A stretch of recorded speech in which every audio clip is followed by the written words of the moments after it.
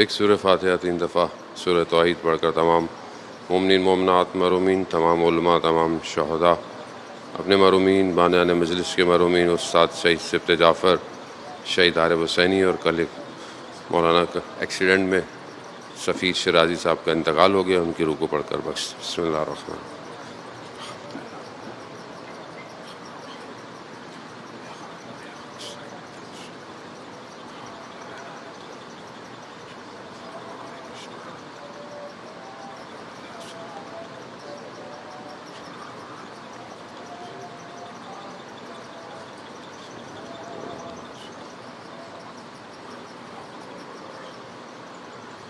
امام زمانہ کی سلامتی کے لیے ایک دفعہ صلوات بھیج۔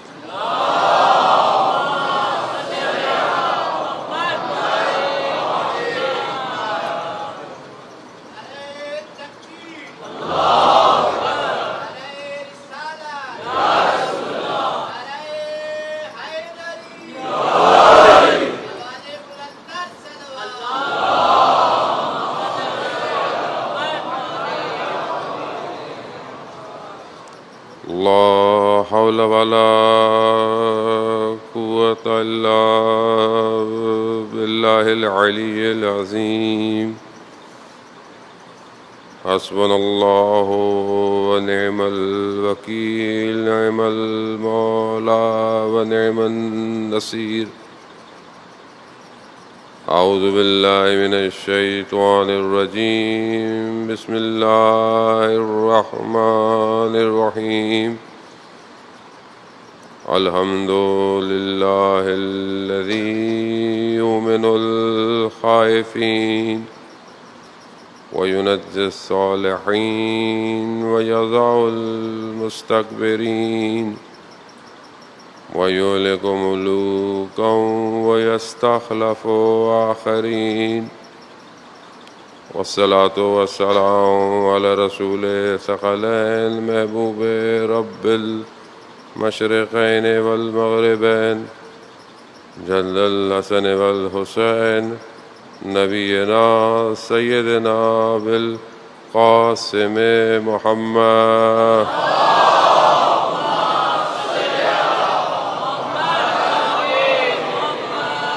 وعلى آله الطيبين الطاهرين المعصومين، لا سيما بقية الله في الأرضين، روحي وأرواحنا لتراب مقدم الفداء، ولعنة الله على أعدائهم أجمعين۔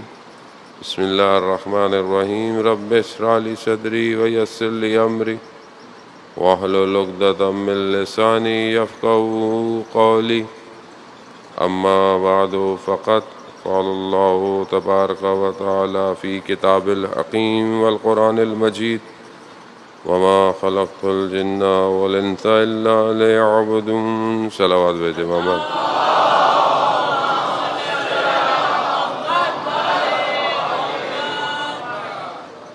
عزیزان سید الشہداء،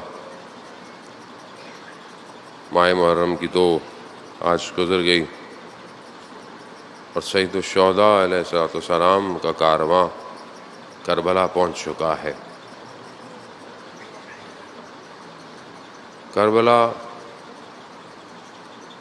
بدن کے ذریعے سے پھر بھی انسان پہنچ سکتا ہے، لیکن قلب کے ذریعے پہنچنا سب کے لیے ممکن نہیں۔ جس طرح ہم لوگ زیارت پہ جاتے ہیں، اور خدا ہم سب کو زیارت کی توفیق عطا فرمائے، لیکن ہوتا یہی ہے کہ جب ہم جاتے ہیں اور زیارت کر کے روزے کی واپس آ جاتے ہیں، لیکن اصل زیارت ملاقات ہے امام سے۔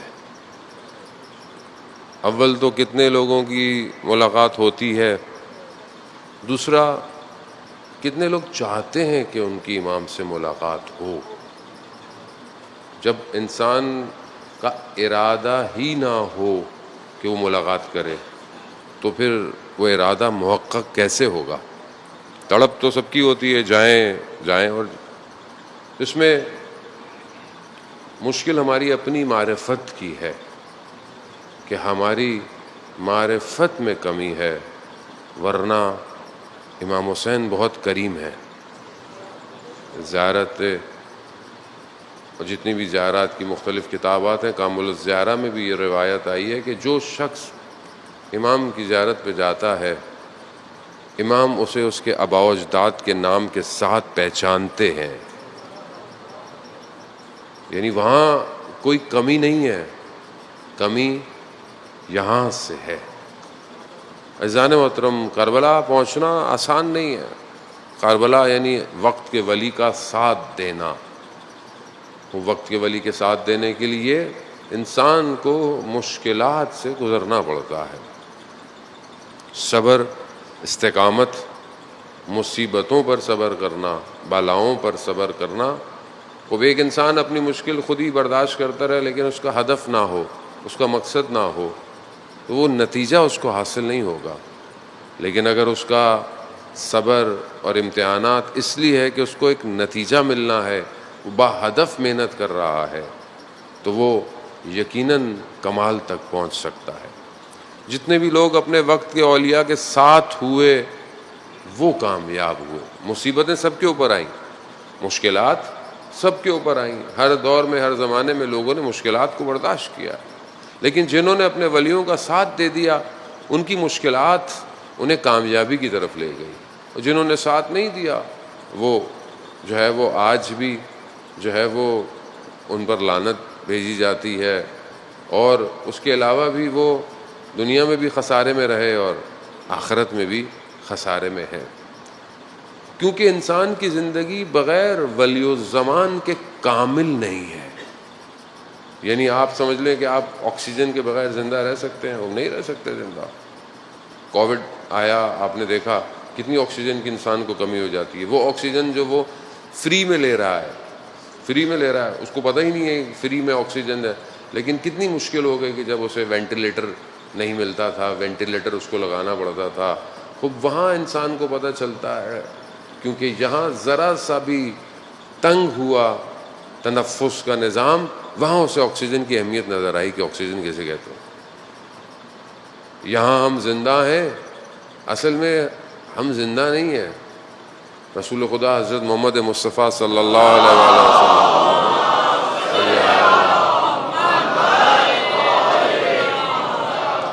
رسول خدا ارشاد فرماتے ہیں کہ لوگ سو رہے ہیں، جب مریں گے تب جاگیں گے۔ ہم بیسیکلی زندہ نہیں ہیں، لیکن اگر ہم حقیقی زندگی چاہتے ہیں تو روایات یہی کہہ رہی ہیں کہ تمہیں موت سے پہلے مرنا پڑے گا، یعنی موت سے پہلے مرو، پھر تمہیں پتہ چلے گا کہ زندگی اصل میں ہے کیا۔ یہ جس کو ہم زندگی سمجھ بیٹھے ہیں، خوب یہ تو ایک پلک جھپکنا ہے بس۔ لوگ جب قبروں سے اٹھائے جائیں گے تو ان سے پوچھا جائے گا کتنا عرصہ رہے، کہا پلک جھپکنا تھا، اور اس ایک پلک جھپکنے کے لیے انسان پتہ نہیں کتنے پلکوں کو جو ہے وہ اگنور کر دیتا ہے۔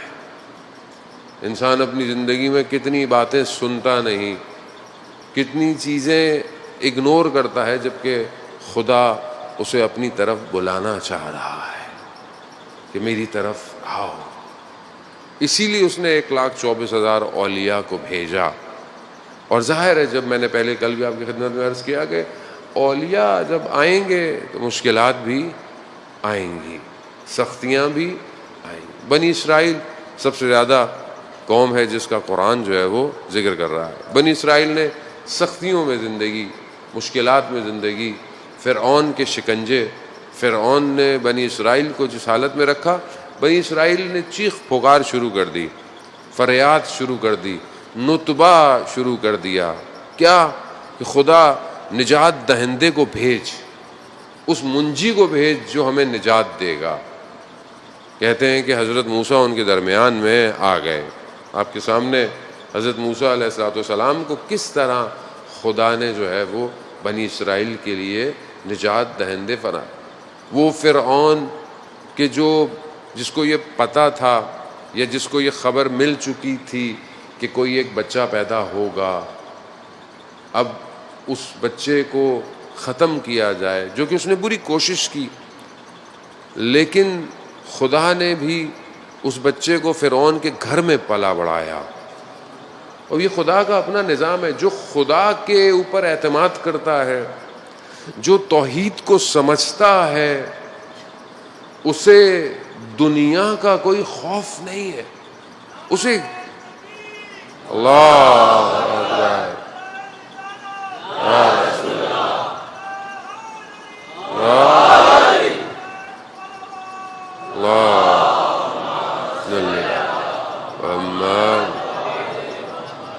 قرآن قصص الانبیاء احسن القصص. قرآن جو قصے بیان کر رہا ہے وہ صرف اس لیے نہیں ہے آپ پڑھیں اور ثواب خود بھی لے لیں، مردے کو لے لیں. ثواب اپنی جگہ ہے. قرآن کا دیکھنا ثواب، قرآن کا سننا ثواب، قرآن کا پڑھنا ثواب. لیکن قرآن اصل میں ہدایت کی کتاب ہے. اور پہلی چیز ہدایت کے لیے یہ ہے کہ سورہ بقرہ کی شروع کی آیات میں پروردگار کہہ رہا ہے کہ یہ اس کے لیے ہدایت ہے جو غیب پر ایمان لے کر آئیں گے. تو پہلے غیب پر ایمان لے کر آؤ، یعنی جو چیزیں غیب میں تمہیں بتائی گئی ہیں اس پر ایمان لاؤ تو تمہارے لیے ہدایت ہے. یہ کتاب متقین کے لیے ہدایت کی کتاب ہے. تقوی اختیار کرو تاکہ تمہیں ہدایت ملے. قرآن ان واقعات کو جو بیان کر رہا ہے اس کے ذیل میں کئی مفاہیم پوشیدہ ہیں کہ جو علماء کرام نے تفاسیر میں اور پھر ائمہ علیہ الصلوۃ والسلام نے اپنی روایات میں، اور ابھی بھی کئی مضامین پوشیدہ ہیں. جب وقت کے امام زمانہ جل اللہ تعالی فرجہ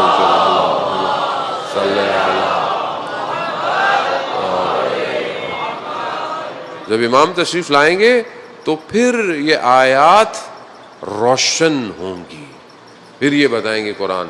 تو عزیزان محترم اب آپ دیکھیں کہ جہاں فرعون اپنی پوری طاقت، اپنی پوری مشینری لگا کر ایک شخص، ایک بچے کو مارنے کی کوشش کر رہا ہے.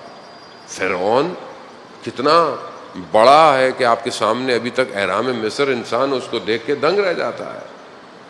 لیکن اس کے باوجود خدا نے اپنا سسٹم بنایا ہوا ہے. اس سے بڑھ کر کوئی قادر نہیں ہے، اس سے بڑھ کر کوئی خبر رکھنے والا نہیں ہے.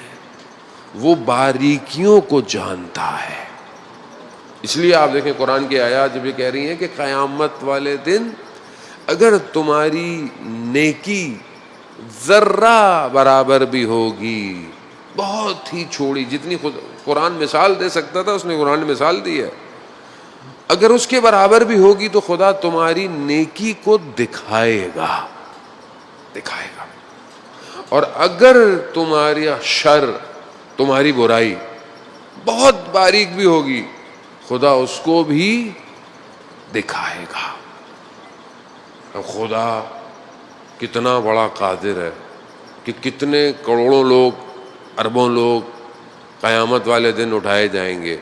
اور ایک بہرحال وہ تو ہم تو ترسیم نہیں کر سکتے کہ کیسا کینوس ہوگا، لیکن سب کے لیے الگ پکچر چلے گی. سب کے لیے انسان کیمرہ بنا کر 2 سال 10 سال 20 سال 50 سال 100 سال پرانی چیزیں دیکھ سکتا ہے.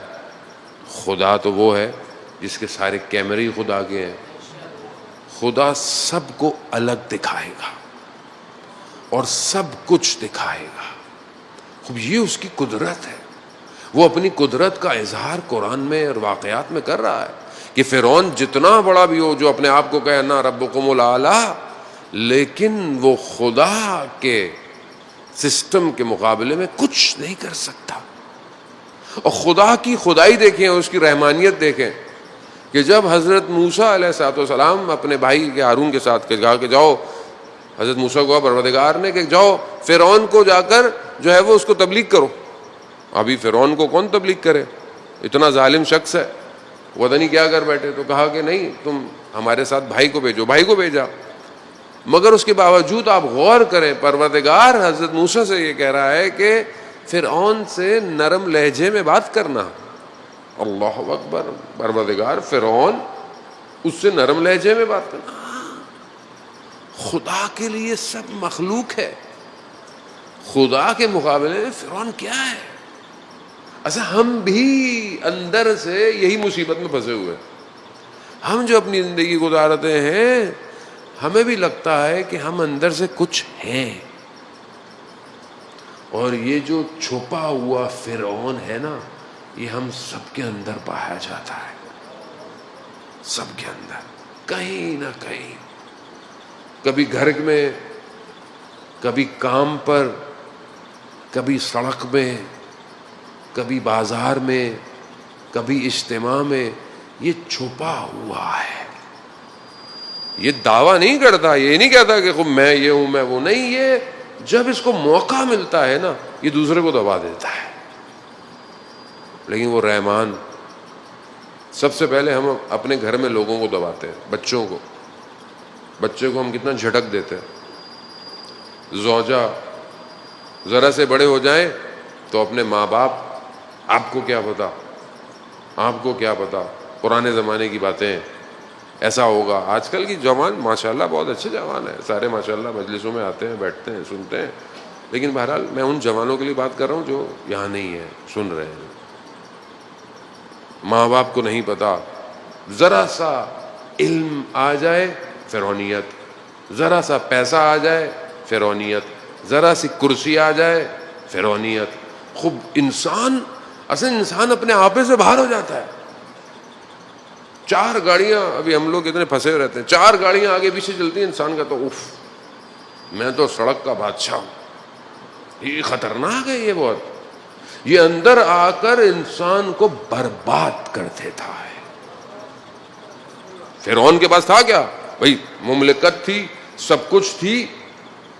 ایک شخص کے پاس بیٹھا ہوا، اس نے کہا کہ میری ملاقات ہوئی ایک شخص کی جس کے پاس $1 بلین تھا۔ میں نے کہا کہ میں پوچھوں کہ بھائی ہاؤ یو فیل، $1 بلین ہو، بندہ کیا محسوس کرتا ہوں؟ اس نے بولا پوچھوں؟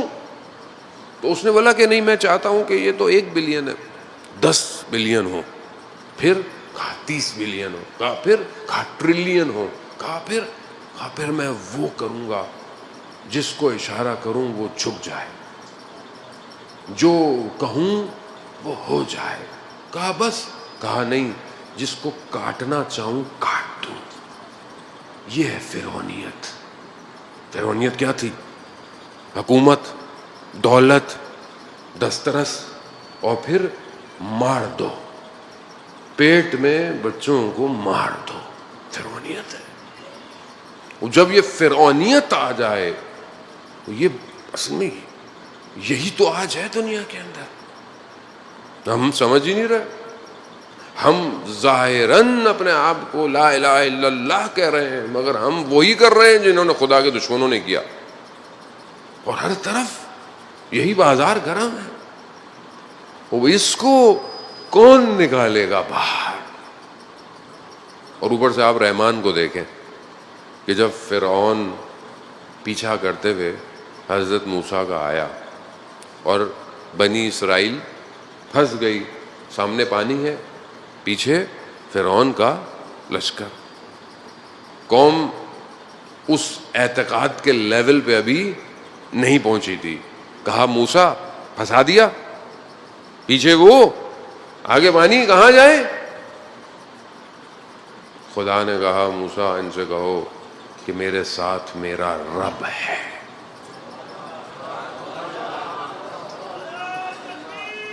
واہ واہ، یا رسول اللہ، واہ اللہ،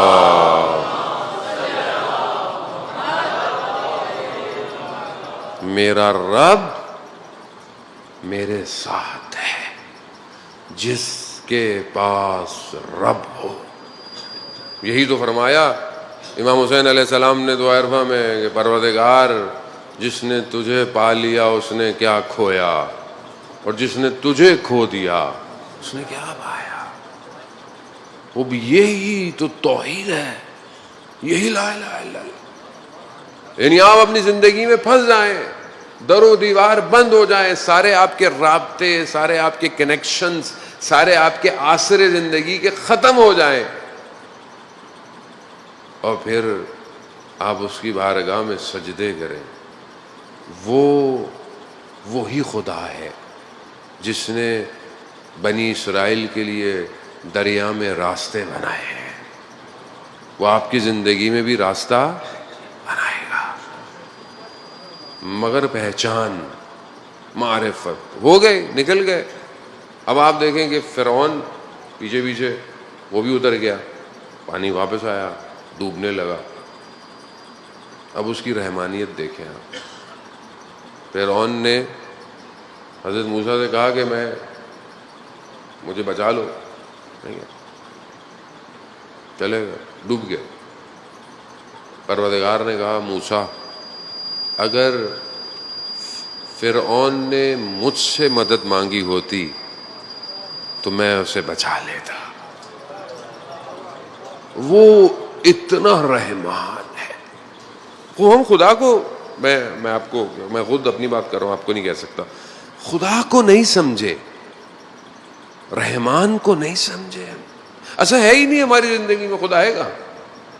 خدا کدھر ہے؟ 24 گھنٹے میں خدا کہاں ہے؟ نماز تو عادت کی ہے. نماز نہیں پڑھیں گے تو مسلمان ہی نہیں بولے. ٹیگ لائن ہوتی ہے نا، ہیش ٹیگ، کپڑوں پہ ٹیگ لگا ہوتا ہے. ٹیگ اتار دیں، آپ لاکھ لوگوں کو بولتے رہیں یہ برانڈڈ شرٹ ہے، بولے جھوٹ بول رہا ہے. لیکن اگر ٹیگ لگا ہوا ہو اور کاپی بھی ہو تو کچھ نہ کچھ تو چل ہی جائے گا. ٹیگ ہے. نماز تو ٹیگ ہے. اب چاہے نماز ہلکی ہو، مسلمان تو ہے یار، سجدہ تو کرتا ہے. چاہے نماز جو ہے وہ اولیاؤں جیسی ہو، تو یہ تو خیر بہرحال ایک الگ سفر ہے. لیکن ہماری زندگی میں خدا کہاں ہے؟ جبکہ سب اسی کے جلوے ہیں.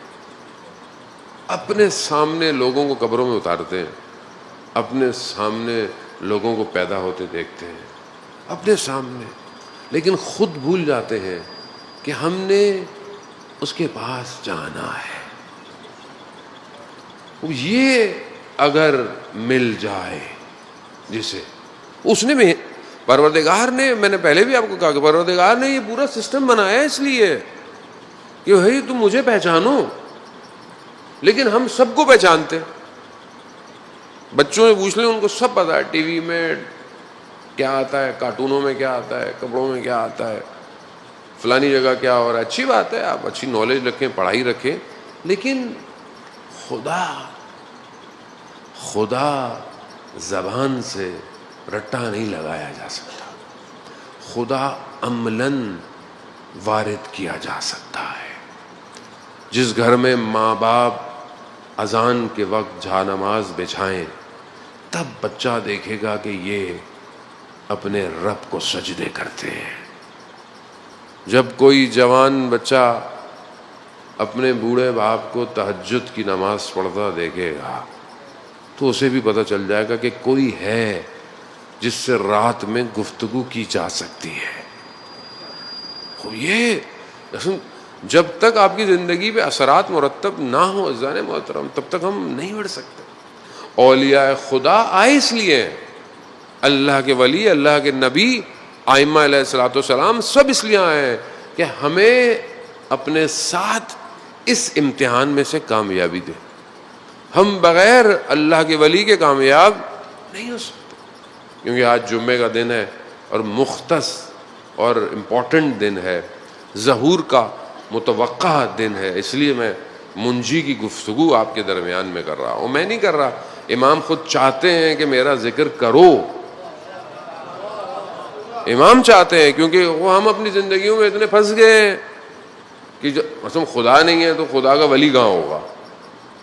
صبح شام زندگی گزر رہی ہے، رات ہو رہی ہے. یہ تو سید الشہداء کا صدقہ ہے کہ آپ لوگ آگے بیٹھتے ہیں، سنتے ہیں. ورنہ آج کل کے دور میں تو کوئی کسی کی بات نہیں سنتا، کوئی تھوڑی دیر نہیں سنتا. آپ دیکھیں ماشاءاللہ امام بارگاہ ہر جگہ، جہاں جہاں مجلس ہے ہر جگہ مومنین کی تعداد ہے. گھروں میں بھی مجلس ہے، محلوں میں بھی مجلس ہے، موبائل میں بھی، ہر جگہ ہے. یہ تو ہمارا کوئی کمال نہیں ہے، یہ تو سید الشہداء کا اپنا کمال ہے. آج کل تو آپ جوان کو دیکھیں تو وہ بولتا ہے مولانا صاحب یہ 40 منٹ کی مجلس نہیں سنی جاتی. انسٹاگرام کی ریل 50 سیکنڈ کی بات کریں آپ، ہم تو بس وہی سن سکتے ہیں. وہ آج کل تو ایسی ہے. اس ٹائم میں آپ بیٹھے ہوئے سن رہے ہیں، یہ بیونڈ میٹر والی بات ہے.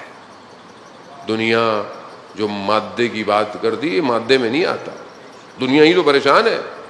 دنیا آج تک پریشان ہے کہ 61 ہجری میں ایک آیا تھا اور پوری دنیا اس کے لیے جمع ہو جاتی ہے. یعنی وہ کیا ہے, وہ کون ہے؟ اسی لیے تو سید الشہداء نے کئی لوگوں کو حق پر لے کر آئے. اور یہ مادے میں نہیں آپ کسی کو ایکسپلین کر سکتے کہ حسین کون ہے. اس کا تعلق قلب سے ہے, اور قلب مادے میں نہیں بیان کیا جا سکتا. عزیزان محترم, خوب یہ وہ ہے کہ جس میں جتنی ظرفیت بڑھتی جاتی ہے عشق اتنا لبریز ہوتا چلا جاتا ہے, اور یہ عشق اتنا بڑھ جاتا ہے کہ مادہ کٹنا بھی شروع ہو جائے. ماں ترکتوں کا یا حسین, ہم آپ کو نہیں چھوڑیں گے یا حسین. اب یہ کوئی اور چیز ہے جانے والا. اور جب تک اللہ کا ولی خود اپنی تجلی نہ کرے کوئی اسے یاد نہیں کر سکتا. ہمارے وقت کا امام غیبت کے پردے میں ہم سب کا انتظار کر رہا ہے.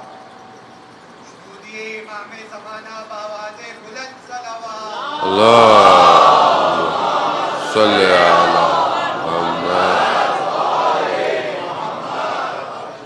اور آج جو دور ہے, میں نے کہا آپ کو کل بھی کہ روایات کہ جب آپ امام کی طرف بڑھیں گے, امام کا ساتھ دیں گے, تو مشکلات, مصیبتیں, فتنے سب آئیں گے, اور بغیر امام کے وجود کے آپ فتنوں سے باہر کامیابی سے نہیں نکل سکتے.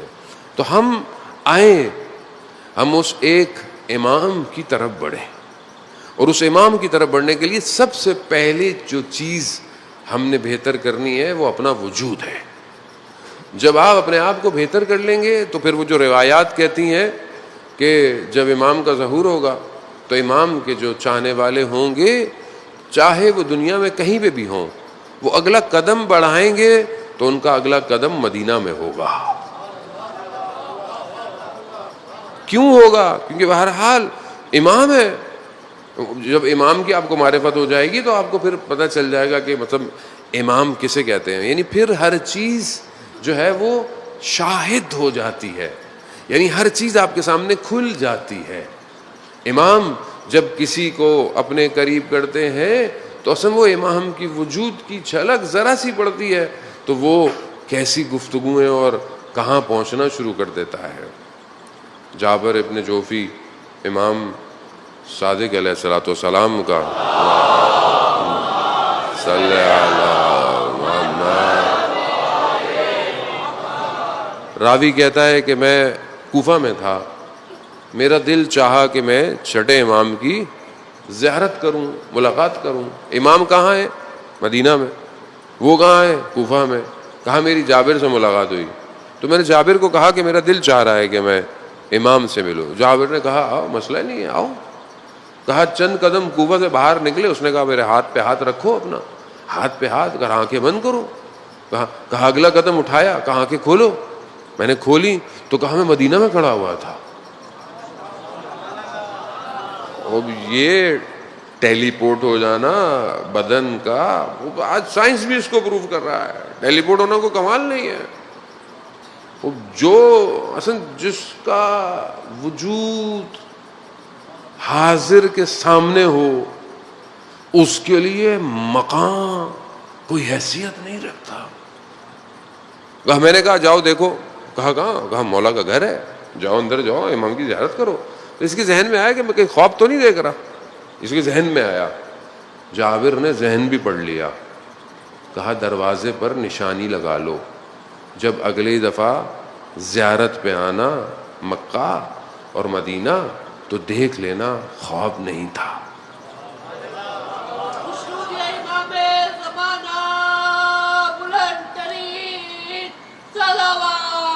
اللہم صلی علی محمد.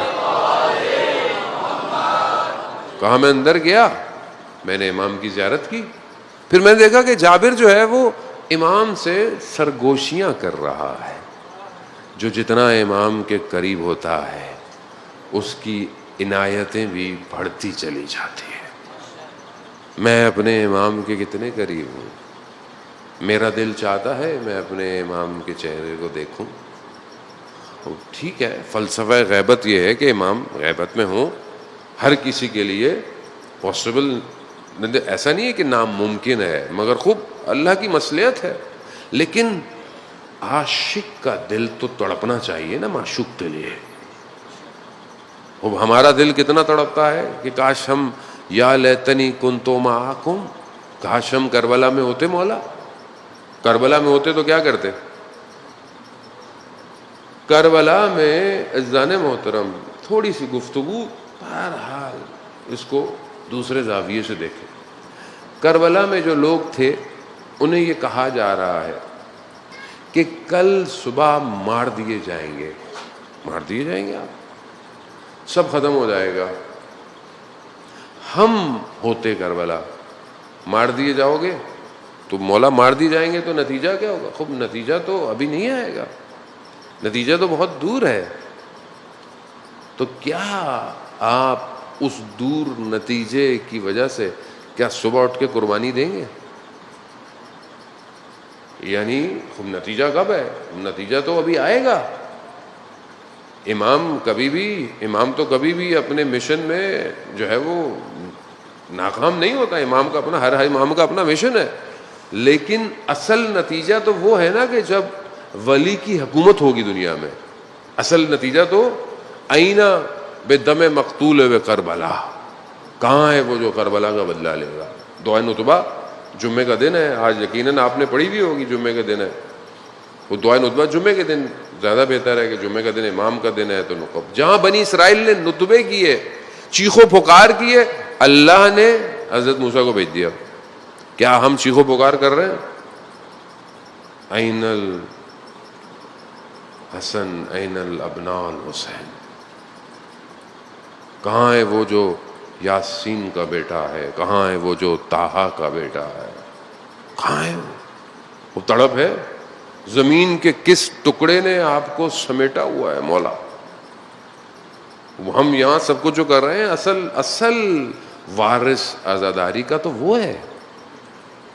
اس کے لیے ہم جب تک پہلی چیز خود امام سے اٹیچمنٹ ہے. خوب نتیجہ، اب آپ بولیں گے میں امام کا ساتھ دوں مجھے کیا ملے گا؟ خوب آپ جتنے بھی اللہ کے ولی قربانیاں دیتے آ رہے ہیں، نتیجہ تو آخر میں آئے گا. اور سب اس نتیجے کی وجہ سے اپنے وجود کو قربان کر رہے ہیں. جیسے قیامت کیا ہے؟ رسول خدا سے پوچھا قیامت کتنی دور ہے؟ کہا ہے یعنی یہ 2 انگلیاں کتنی قریب ہے؟ کہا اتنی قریب ہے قیامت اتنی قریب ہی ہے. آپ جب مریں گے آپ کی سٹوری سٹارٹ ہو گئی. جو مرتا ہے اس کی تو شروع ہو جاتی ہے، اس کے لیے کیا ہے. لیکن اتنا قریب بھی ظاہراً دیکھیں تو کتنا دور ہے. لیکن یہاں خدا کے وعدے پر آپ کو یقین کرنا ہے. خدا، یہی توحید ہے. خدا قرآن میں کہہ رہا ہے، سورہ قصص میں، بہت ساری اور آیات میں، کہ ہم اس زمین کو اصلی وارثوں کی طرف پلٹا دیں گے. خوب اولیاء خدا. اب آپ بولے میں امام کا ساتھ بھی دوں، میری زندگی میں مشکل نہ ہو، پریشانی نہ ہو، ممکن نہیں ہے. علی ابن محضیار کا واقعہ کئی دفعہ آپ نے سنا ہوگا.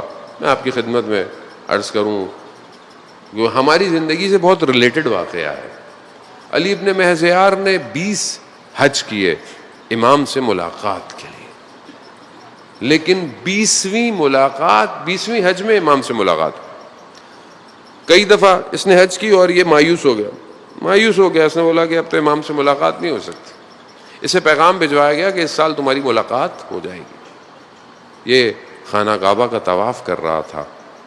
امام کا قاصد میسنجر آیا. اس نے کہا کہ چلو امام نے بلایا ہے. جانے لگا.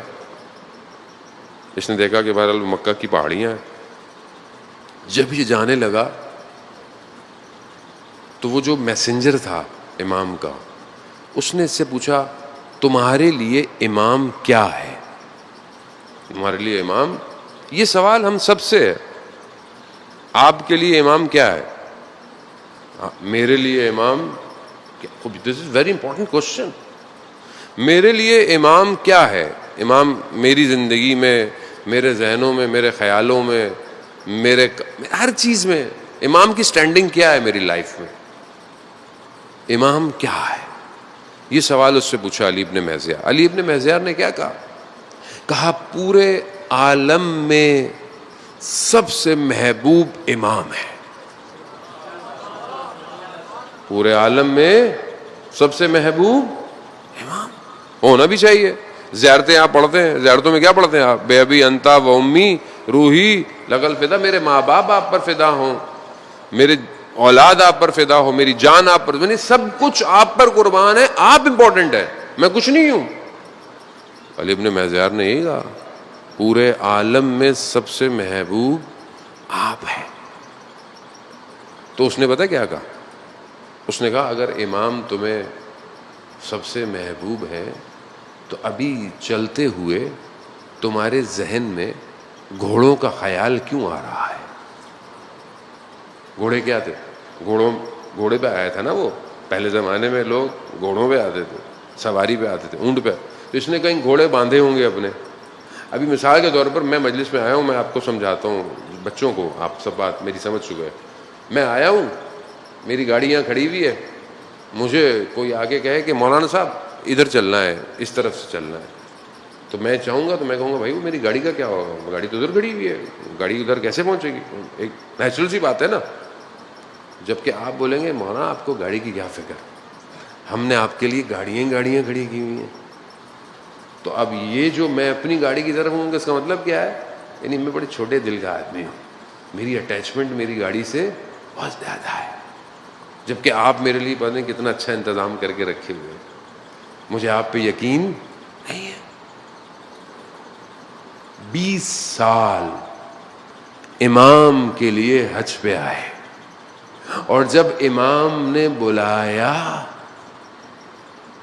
تو دل کہاں ہے؟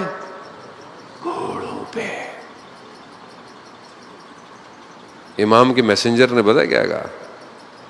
امام اتنے محبوب ہیں تمہیں تو گھوڑوں کا خیال آسان نہیں ہے. جانے وہ تم کربلا بہت مشکل ہے, بہت مشکل ہے.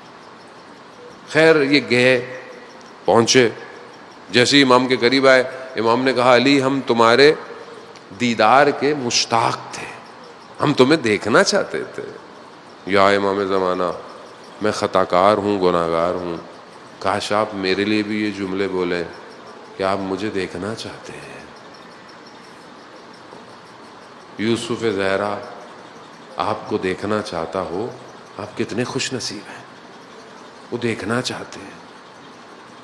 علی نے کہا کہ مولا میں تو 20 سال ہو گئے, میں تو آ رہا تھا. تو امام نے 3 گناہوں کا ذکر کیا.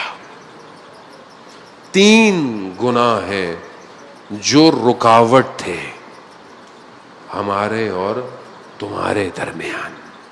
بس میں یہی آپ کی خدمت میں عرض کروں گا. مجھے میں معذرت بھی چاہتا ہوں, جمعے کا دن میری بھی بڑی مجبوری ہے. میں گفتگو بہرحال ویسے تو ساری گفتگو امام کے لیے ہے, لیکن جمعے کا دن خاص امام کا دن ہے.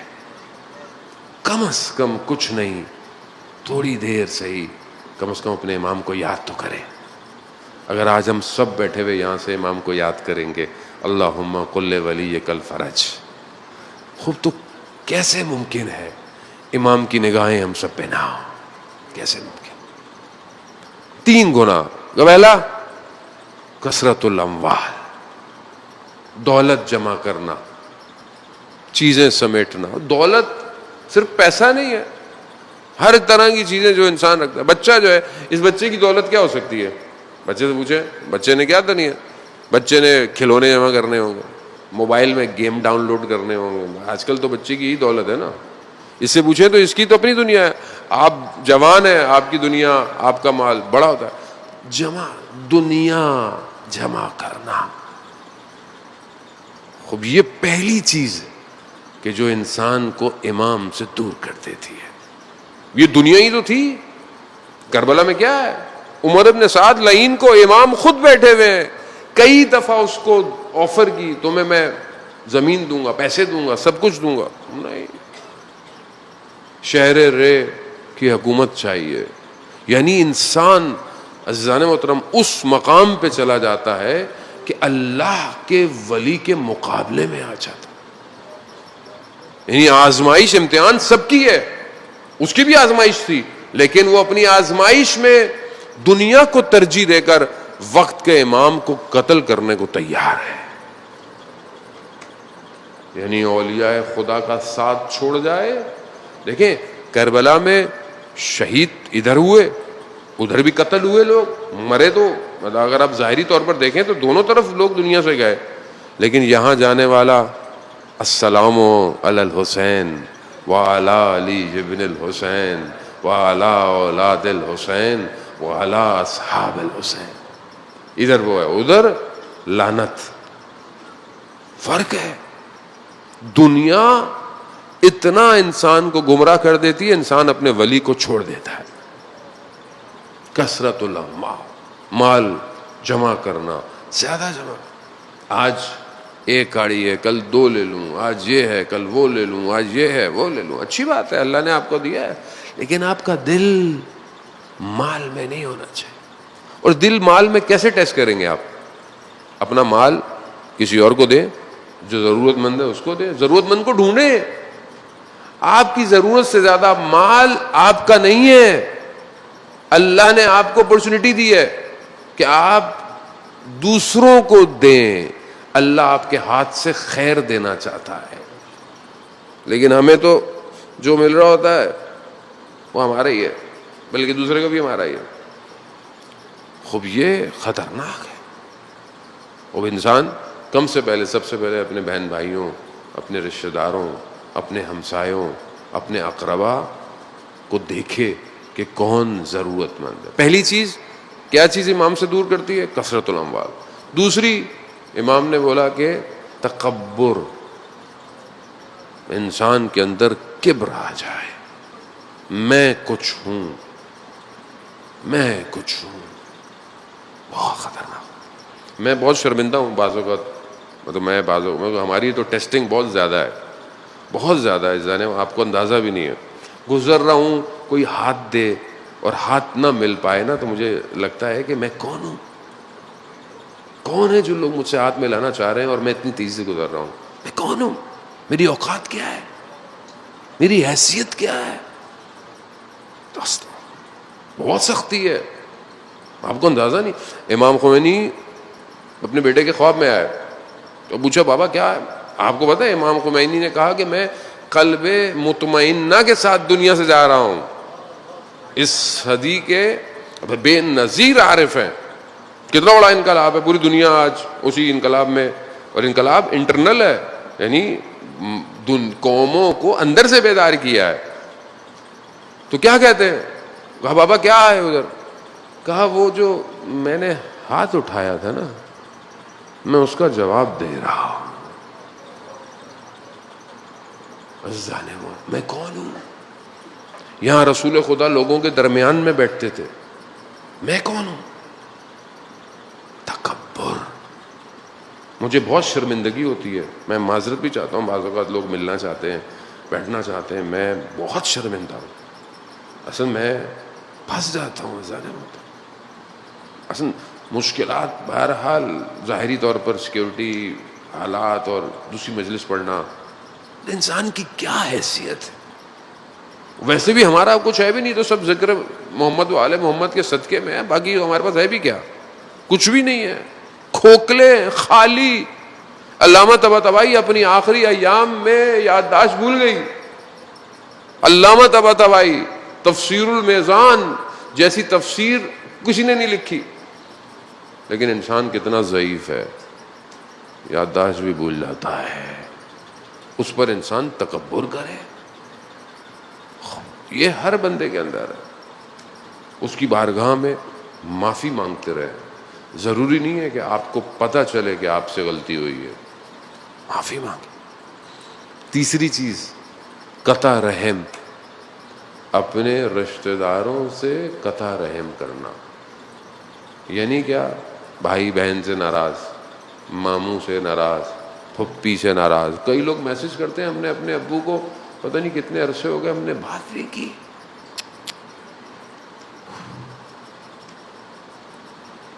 رجب علی خیاط آپ جانتے ہیں کتنے بڑے عارف تھے. ایک شخص ملا کسی بزرگ سے کہ میری بڑی مشکلات ہیں اور میں نے آپ نے جو وظیفہ دیا تھا میں نے اس کو عمل کیا لیکن وہ ٹھیک نہیں ہوا ابھی تک. کہا یہ بزرگ جا رہے ہیں ان سے اپنی مشکل. رجب علی خیاط بازار میں چل رہے تھے. انہوں نے پوچھا کہ میری یہ مشکل ہے. کہا یہ مشکل تمہاری وظیفوں سے حل نہیں ہوگی. کہا کیوں؟ کہا 6 مہینے ہو گئے تمہاری بہن کے شوہر کا انتقال ہو گیا ہے, تم نے اس کے یتیم بچوں کے سر پہ ہاتھ نہیں رکھا.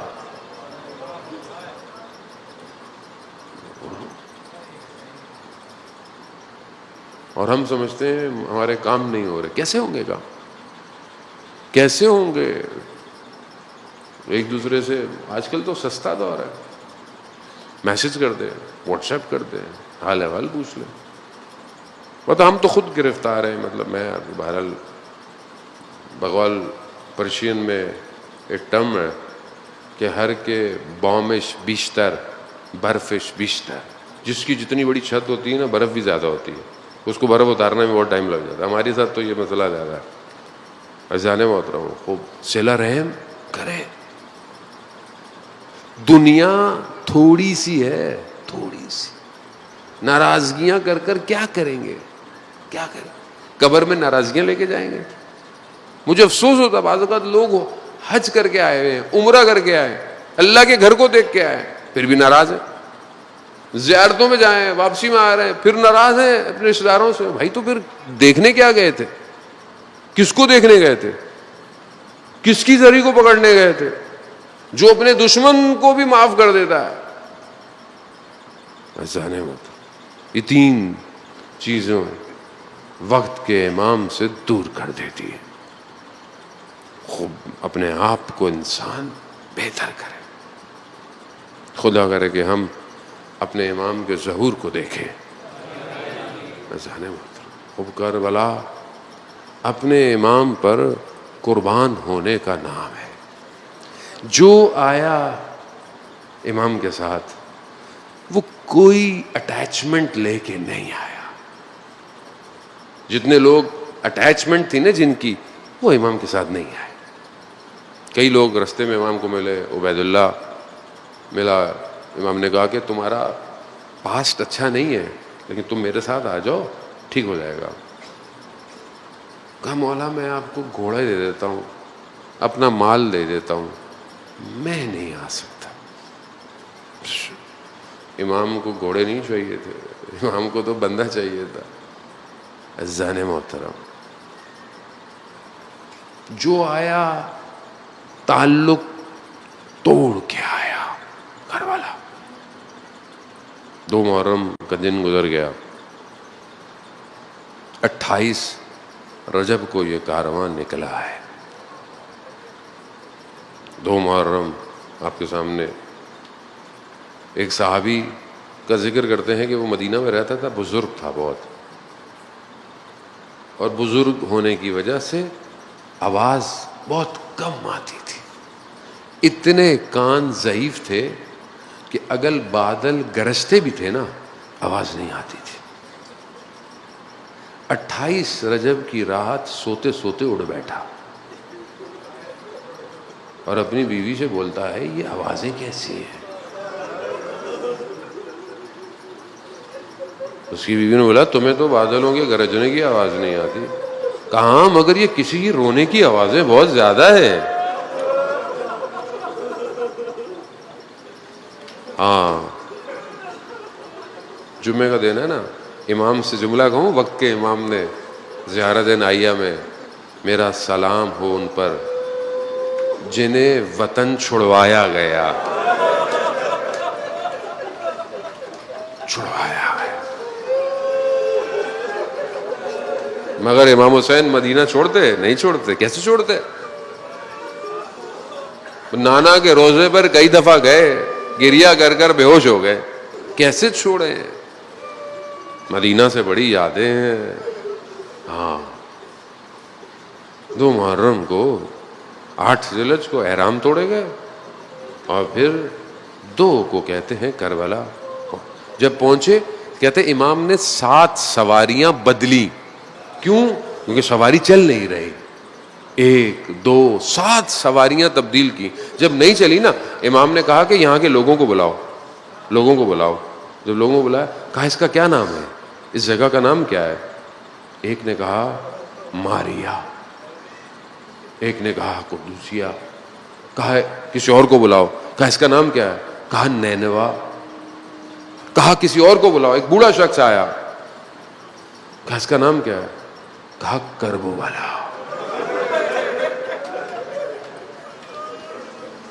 جیسے ہی امام نے یہ نام سنا، امام نے حضرت عباس کو، عباس خیمے لگا دو.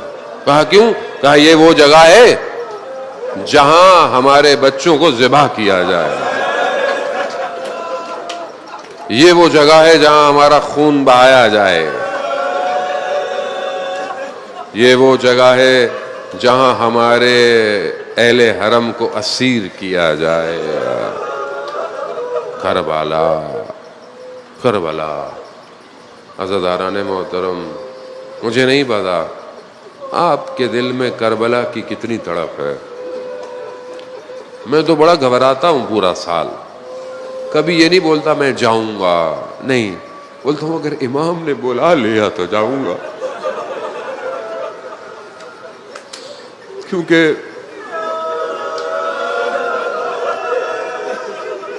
اپنی مرضیوں سے جایا نہیں جاتا. خدا کرے مولا بلائیں، آج کی رات مانگیں امام زمانہ کو صدقہ دیں. مولا بلائیں کربلا. مولا ہم بھی تو دیکھیں جہاں خیمے لگے تھے، ہم بھی تو دیکھیں کہاں خیمے لگے تھے، ہم بھی تو دیکھیں. مولا کب تک بغیر دیکھے روئیں گے؟ ہم بھی دیکھیں کہاں علی اکبر گرے تھے. اللہ اکبر، اللہ. خدا آپ کو رو لیا آپ نے، رو لیا. حق تو ادا نہیں کر سکتی، نہ یہ آنکھیں، نہ یہ زبان، نہ یہ لفظ، نہ الفاظ، کوئی حق ادا نہیں کر سکتا. کربلا کا عزاداران محترم، ایک ایک جملہ امام کا، ایک ایک قدم امام کا، ہماری نسلیں قربان ہو جائے اس غریب پر کہ جو اپنا سب کچھ اس سرزمین پہ لٹا بیٹھا. نہ جانے کہاں کس طرح بیٹھا ہوگا. اب یہ کربلا جب آپ جائیں تو اس کو محسوس کریں. بین الحرمین میں چلیں تو محسوس کریں. نہ جانے کہاں سے حضرت عباس کا بدن گرا ہو. کربلا، آج کربلا ہو گیا. ہم جاتے ہیں بھول جاتے ہیں، ہوٹلوں میں، ان چیزوں میں بھول جاتا ہے آدمی، بھول جاتا ہے یہ وہ جگہ ہے. عزاداران محترم، خیمے لگا دیے گئے. پہلی خاتون اتری، کہتے ہیں حضرت زینب سلام اللہ علیہ اتری، اپنے ساتھ چھوٹی سی بچی امام حسین کی جو ہے ان کو لے کر خیمے میں گئی. جیسے ہی خیمے میں بیٹھی، کربلا کی ریت اڑی، بچی کے سر پہ آئی. بی بی زینب نے کہا میرے بھائی کو بلاؤ حسین. جیسے امام حسین کو بلایا، کہا بھیا مجھے اس زمین سے آپ کے خون کی خوشبو آ رہی ہے، یہاں سے چلے. امام نے کہا نہیں، یہی وہی جگہ ہے، یہاں سے نہیں. امام نے سب سے پہلے، بس یہ چند مراحل ہیں مجھے آج کے دن طے کرنے ہیں. عزاداران محترم، آپ روتے رہیں، گریا کرتے رہیں. حسین کو رونے کے لیے لفظوں کی ضرورت نہیں. حسین قلب میں ہے. جس کے قلب میں حسین ہو اسے الفاظوں کا محتاج نہیں ہونا پڑتا. امام نے بولا بلاؤ یہاں کے لوگوں کو بلاؤ. لوگ آئے. کہا یہ زمین مجھے بیچو. امام نے زمین خریدی، کہتے ہیں 4-4.5 مربع زمین تھی، امام نے خریدی 60,000 درہم میں. امام نے زمین خریدی، جس کی زمین خریدی، زمین اس کو ہبہ کر دی. امام نہیں چاہتے تھے کہ میں کسی اور کی زمین پر جنگ لڑوں، اور ظاہر ہے جو لوگ آئیں گے لڑنے وہ ظالم ہوں گے کیونکہ میری زمین پر آئے ہیں وہ. امام نے زمین ہبا کر دی, واپس دے دی. کہا 3 شرطوں پہ, 3 شرطیں امام نے دی اسے. کہا پہلی شرط, سنیں گے پہلی شرط, پہلی شرط, میں قربان جاؤں مولا, جب یزید کا لشکر چلا جائے نا, ہمارے بدنوں کو دفنا دینا. اللہ اللہ اکبر, اللہ ہمارے بدنوں کو بس بس بس چند جملے سنتے چلے. دوسری شرط, کوئی اگر ہمارا پوچھتے ہوئے آئے نا تو اسے ہمارے قبروں کے نشان بتا دینا. تیسری شرط, اگر کوئی ہماری قبر کی زیارت پہ آئے 3 دن اسے مہمان رکھنا. 3 دن اسے. یہ کہا, مرد جانے لگے. کہا اپنی عورتوں کو بھیجو, اپنی عورتوں کو بھیجو. جیسے عورتیں آئیں, کہا اگر تمہارے مرد روزے عاشورہ خوف کی وجہ سے نہ آئے نا تو تم پانی بھرنے کے بہانے آنا, ہمارے بدنوں کو دفنا دو.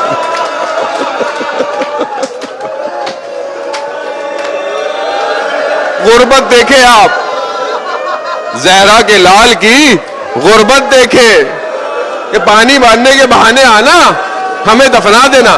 جب عورتیں جانے لگی, کہا بچوں کو بلاؤ, بچوں کو بلاؤ.